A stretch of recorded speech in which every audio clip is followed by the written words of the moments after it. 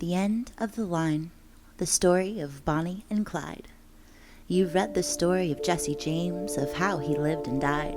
If you're still in need of something to read, here's the story of Bonnie and Clyde. Now, Bonnie and Clyde are the Barrow Gang. I'm sure you all have read how they rob and steal, and those who squeal are usually found dying or dead. There's lots of untruths to these write-ups. They're not as ruthless as that.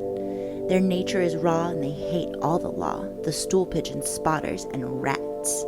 They call them cold-blooded killers, and they say they are heartless and mean. But I say this with pride that I once knew Clyde when he was honest and upright and clean. But the laws fooled around, kept taking him down and locking him up in a cell, till he said to me, I'll never be free, so I'll meet a few of them in hell. The roads were so dimly lighted, there were no highway signs to guide.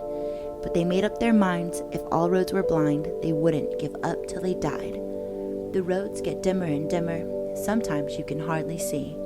But it's fight man to man and do all you can, for they know they can never be free.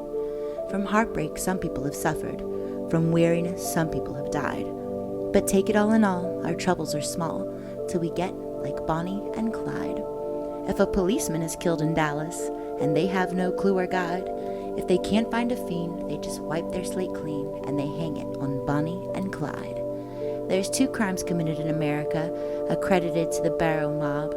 They had no hand in the kidnapped man, nor the Kansas City depot job. A newsboy once said to his buddy, well, I wish old Clyde would get jumped. In these awful hard times, we'd make a few dimes if 5 or 6 cops would get bumped. The police haven't gotten the report yet, but Clyde called me up today.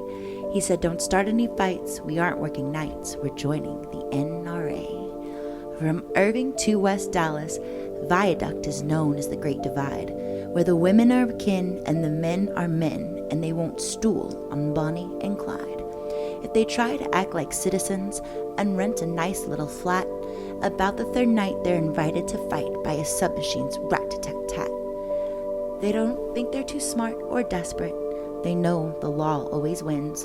They've been shot at before, but they do not ignore that the death is wages of sin. Someday they'll go down together, and they'll bury them side by side.